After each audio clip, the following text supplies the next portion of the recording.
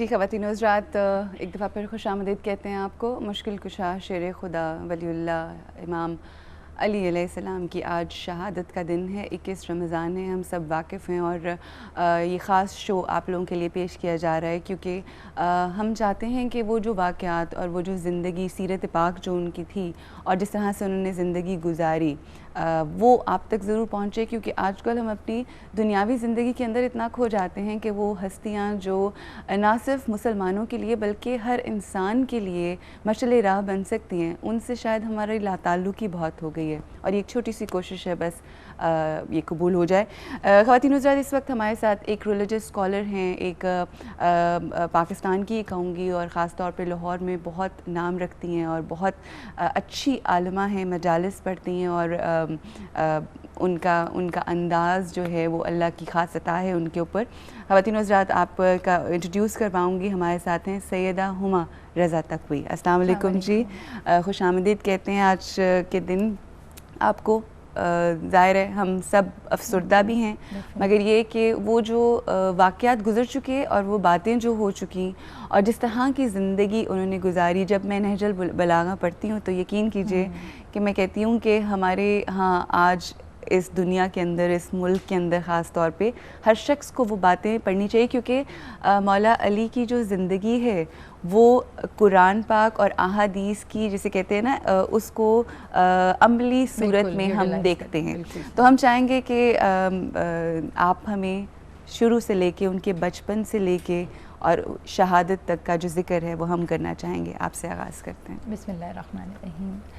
पहले तो बहुत शुक्रिया ATV वालों का कि जिन्होंने मुझे नॉमिनेट किया यहाँ आने के लिए, क्योंकि आज का दिन अगर देखा जाए तो एक बहुत बड़ा लॉस मुस्लिम उम्मा के लिए, नॉट ओनली फॉर शिया, मुस्लिम उम्मा के लिए, क्योंकि एक बहुत बड़ा जो बाब था ज़ाहिरी तौर पे क्लोज़ हो गया, लेकिन बातनी तौर पे आज तक और आइंदा हमेशा लोग उनसे मुस्तफ़ीज़ होते रहेंगे। और जहाँ तक हज़रत अली अलैहिस्सलाम की किरदार और उनकी पर्सनैलिटी का ताल्लुक़ है, वो तो किसी तारुफ़ की मोहताज ही नहीं है। अगर मैं कहूँ कि इब्तिदा एक इंसान की इब्तिदा विलादत से होती है ना, बिल्कुल, तो अब अगर जिसकी बरतरी का इजहार परवरदिगार आलम विलादत ही से शुरू कर दे, और मैं कहती हूँ उनके किरदार को अल्फाजों में ढालने के लिए सिर्फ 2 ही जुमले बहुत हैं कि आगाज़ भी मस्जिद है और अंजाम भी मस्जिद, यानी कि अगर आप देखिए तो सबसे बड़ी फजीलत, सबसे बड़ी, और मेरे मौला फरमाते हैं कि ये वाहिद फ़जीलत है कि जिस पे कभी कभी मेरा दिल चाहता है कि मैं गरूर करूं कि परवरदिगार ने मेरी विलादत के लिए अपनी जान, अपने खाना घर को, अपने खुदा के घर को चुना। और उस फजीलत को हबीब ने भी कहा था कि या अली 2-3 फजीलतें ऐसी हैं जिसमें तुम मुझसे बरतर हो। पहली ये कि तुम्हारी विलादत वो है जो आज तक दुनिया में किसी नबी की भी ना हुई, बिल्कुल सही। और दूसरा उन्होंने ये कहा कि तुम्हें मुझ जैसा ससुर मिला जो कायनात का बेहतरीन शख्स है, बेशक। और कहा तीसरी कि तुम्हें फातिमा जैसी ज़ौजा मिली। क्या बात कि जो ये 3 फजीलतें हैं उसमें तुम मुझसे भी बरतर हो गए, बेशक। तो यानी कि विलादत को अगर देखा जाए तो अरब में सबसे मुक़द्दस तरीन मुकाम वो खाना काबा था, बेशक, जहाँ पे हज़रत अली अलैहिस्सलाम की विलादत हुई। और जब मौला की विलादत हुई तो वहाँ पे पैदा होकर बुतों ने पाश होकर ऐलान कर दिया कि आज बुत शिकन पैदा हो गया। क्या बात है। और उसी रवायत को लेकर फिर फ़तेह मक्का पे भी हज़रत अली अलैहिस्सलाम ने, यानी जब हबीब खुदा ने इंतखाब नज़र दौड़ाई कि कोई ऐसा है कि जिसमें करेज हो इन बुतों को तोड़ने की, तो उनकी नज़र सिर्फ हज़रत अली अलैहिस्सलाम पे रुकी। और जैसे ही मौला पे नज़र पड़ी तो उन्होंने वहाँ पे बुतों को जब पाश करने के लिए बुलाया तो तमाम अजमा जानता है कि बहुत से सहाबी वहाँ मौजूद थे, लेकिन मौला ने ये चाहा था कि मैं किसी की दिल शिकनी नहीं करना चाहता, क्योंकि जाहिर है हम जिसकी इबादत करते हैं हमारे दिल में उसकी मोहब्बत कहीं ना कहीं रह जाती है। बिल्कुल बिल्कुल। तो कहा कोई ऐसा हो जिसने कभी इनको सजदा ना किया हो, बिल्कुल। तो सिर्फ वही एक जो वजह तस्मिया है करमुल्लाह वजहो की, वाहिद चेहरा जो कभी बुतों के सामने नहीं झुका, तो बुतों को तोड़ने के लिए भी हजूर सल्लल्लाहु अलैहि वसल्लम ने उनका इंतखाब किया, बेशक। अच्छा, फिर उसके बाद जब हम उस वाक़े की बात करते हैं जब हजूर पाक सल्लल्लाहु अलैहि वसल्लम ने जब नबूवत का ऐलान करते हैं और जब आते हैं, और उसके बाद हम ये जानते हैं कि एक फ़जीलत ये भी है उनकी ज़िंदगी के अंदर कि वो पहले वाहिद बच्चे थे, बच्चों में बच्चे भी थे और मर्द भी, मैं कहूँगी कि जिन्होंने इस्लाम कबूल किया और रिसालत का को एक्सेप्ट किया, यानी पहला फ़र्द, यानी जिसने ज़ाहिरी ऐलान नबूवत को कबूल किया। क्योंकि हमारे यहाँ तो कॉन्सेप्ट यही है, आप भी जानती हैं और हम भी यही जानते हैं कि हमारे यहाँ नबी होता है, बिल्कुल सही। यानी कि ना तो उसको इजहार की ज़रूरत होती है, ना उसको बताने की ज़रूरत है, और ना ही नबी को बताने की ज़रूरत होती है कि तुम नबी हो। यानी कि जो ज़ाहिरी इबासत मिली नबी को 40 साल की उम्र में, जो भी हुआ, जिब्राइल अमीन ने आके बताया, नबी को बताया। हालांकि नबी जानते थे, क्योंकि वो हमारे नबी हैं कि जिनकी नबूवत के इकरार के बगैर हज़रत आदम अलैहिस्सलाम भी नबूवत के दर्जे पे फाइज नहीं हो सकते। तो जब हमारे नबी आए और उसके बाद ज़ाहिरी तौर पर दावत ज़ुल अशीरा की, तो तारीख गवाह है कि बहुत बड़े लोग, बहुत उम्रा और बहुत ज़्यादा अक्लमंद लोग जो थे वो सारे के सारे आए। और नबी ने, आप ये देखिए कि नबी का किरदार भी यहाँ पे मैं उसको फरामोश नहीं करना चाहूँगी कि नबी ने इस्लाम की तबलीग से पहले अपने किरदार को मनवाया। बेशक, क्या बात। यानी कि मैं ये बताना चाहती हूँ कि आप ये देखिए कि इस्लाम जो फैला है वो किरदार से फैला है। बिल्कुल। और किरदार भी उस शख्स का कि जिसने सबसे पहले कहा कि तुम लोग मुझे जानते हो, तो किसी ने नाम नहीं पुकारा, हर एक ने कहा कि आप अमीन हैं, आप सादिक हैं, आप सच्चे हैं, आप ईमानदार हैं। और उसके बाद नबी ने कहा जब मैं आपको कोई बात करूँगा तो वो ऑथेंटिक होगी। और जब दावत ज़ुल अशीरा का मैदान सजाया गया, खाने सजाए गए, दावतें की गई, तो ये जो दावत वहाँ से चली है ना, तो आज भी जो सच्चे मुसलमान हैं उनके घर में दावतें होती हैं, जहाँ पे भी तबलीग आम होती है, उसके बाद तबरुक बढ़ता है। तो वो दावत ज़ुल अशीरा का ही कॉन्सेप्ट है जिसे लेके हम लोग भी आगे चल रहे हैं। तो फिर वहाँ पे मौला ने, जब हमारे हबीब खुदा ने एक मरतबा पुकार के कहा कि तुम में से कोई ऐसा है कि जो मेरी बात की तायीद करे, तो इतने बड़े बड़े मजमे में सारे बुजुर्ग खामोश बैठे और एक बच्चे का हाथ उठा। यानी कि आप ये ना कहिए कि रसूल ने पहली मरतबा में कहा कि नहीं अली तुम खड़े हो जाओ, नहीं, कभी भी पहली मरतबा में अली को करेज नहीं दी। हमेशा दूसरी या तीसरी मरतबा में जब हाथ उठता, फिर ताकि ज़माना ये ना कहे कि पहली मरतबा में अली को खड़ा कर लिया तो हम क्या करें, चाहे वो खैबर का मुकाम हो, चाहे वो दावत ज़ुल अशीरा हो। तो वहाँ पे भी जब मौला ने हाथ खड़ा करके कहा या रसूल अल्लाह मैं लब्बैक कहता हूँ, कहा अली आप बैठ जाइए। जब 3 मरतबा रसूल पुकारे और तीसरी मरतबा जब पुकारने के बाद हाथों को उठाया, तो रसूल ने पहले, जब तीसरी और आखिरी मरतबा दावत दी इस्लाम की, तो रसूल ने एक जुमला कहा कि आज जो मेरी तायीद करेगा वो मेरा वसी भी होगा, मेरा वली भी होगा, उसे मैं अपना नाइब भी बनाऊंगा। यानी अट्रैक्शन रसूल दे रहे हैं कि अब तो कोई उठ जाए। लेकिन जब कोई नहीं उठा, क्योंकि जहाँ तक मेरा एतकाद और अकीदा है कि अली के सिवा नाइब रसूल कोई हो ही नहीं सकता था, अगर होता तो शायद उठ जाता।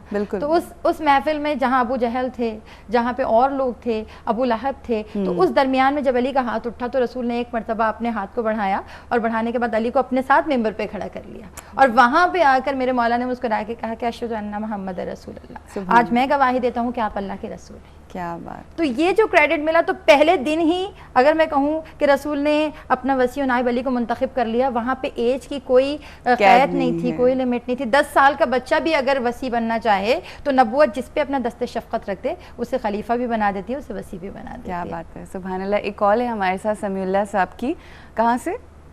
अस्सलाम वालेकुम जी। अस्सलाम वालेकुम, फैसलाबाद से समीउल्लाह साहब हमारे साथ हैं जी, क्या कहेंगे? मैम ये जो आई हुई है आंटी, उनसे बात करनी थी हजरत अली के बारे में। उनकी शहादत जो हुई है वो किस जगह पर हुई है और वो ज़रब जिसने लगाई थी उस बंदे का नाम क्या है?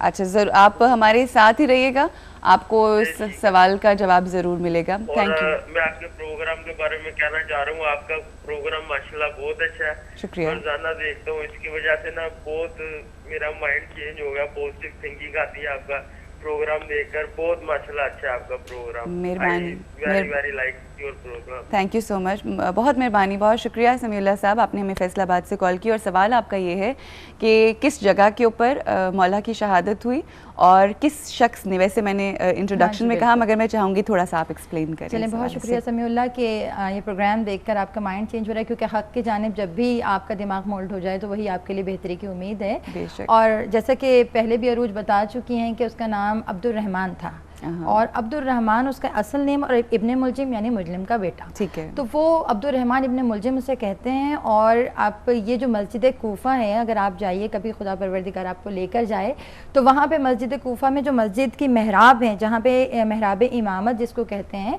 उसमें फ़ज्र की नमाज के दूसरे सजदे में उसने मौला के सर पे ज़रबत लगाई थी। और आपको पता है कि 13 रमज़ानुल मुबारक सन 40 हिजरी, क्योंकि 40 हिजरी में मौला की शहादत हुई है। जब 13 रमज़ानुल मुबारक को मौला वहाँ पे नमाज पढ़ाने के लिए आए थे, तो मौला ने उस जगह को एक मरतबा देखकर कहा था कि हसन इस जगह को गौर से देख लो, चंद ही लम्हों के बाद, चंद ही दिनों के बाद ये जगह खून में भरी हुई होगी। तो मौला, हालांकि इमाम हसन भी मौला थे, मगर उन्होंने अपने बाप की इज्जत और तकरीम के आगे सवाल नहीं किया, लेकिन एक मरतबा उन्होंने कहा था कि बाबा आप बेहतर जानते हैं कि इसकी वजह क्या है। तो यानी कि मौला को उस वक्त भी मालूम था कि अब कितने दिन रह गए हैं मौला की शहादत। बेशक, और आगे गुफ्तगू मेरी और अरूज की चलती रहेगी, तो उसमें वो सरकमस्टांसेस भी हम डिस्कस करेंगे कि क्या वजह थी कि इब्ने मुलजिम ने, यानी कि जैसे कि बहुत प्यारा जुमला मौला ने अब्दुर्रहमान इब्ने मुलजिम से पूछा था कि मैं तुम्हारा अच्छा इमाम नहीं हूँ, क्योंकि वो वाहिद मौला थे कि जिनकी ज़ात से कभी किसी को कोई तकलीफ नहीं पहुंची थी। सही। तो मौला का ये जुमला कहना ही इस बात पे सबूत था कि फिर भी अगर मैं इतनी मोहब्बत, इतनी खलूस, इतनी रहमदिली के साथ अपनी आवाम के साथ हूँ, फिर भी अगर कोई मुझे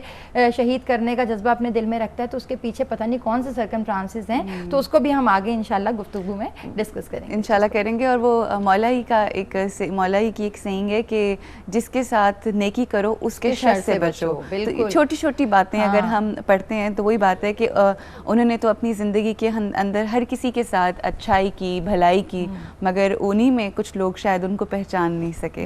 और ये मेरा ख्याल है उन लोगों की बदकिस्मती है कि अच्छा, जब हम बात करते हैं उनकी, ज़ाहिर है एक एक करके हम तमाम जो भी उनकी सिफ़ात हैं उनकी तरफ जाएंगे, मगर हम ये भी देखते हैं कि जब जो मुख्तलिफ दौरे हुकूमत रहे उसके अंदर भी मौला अली का किरदार जो है वो बहुत अहम किरदार था। कि हम जब देखते हैं कि हमारे जो बाकी के खुलफाए राशिदीन थे वो उन्होंने भी बहुत गाइडेंस ली और ये कहा करते थे कि हम इनके बगैर नहीं रख सकते फ़ैसला। इस हवाले से हम मज़ीद गुफ्तगू करेंगे, बात को आगे बढ़ाएंगे। यहाँ पे हमें रुकना है ब्रेक के लिए, ब्रेक से जब वापस आएंगे तो इस हवाले से बात होगी।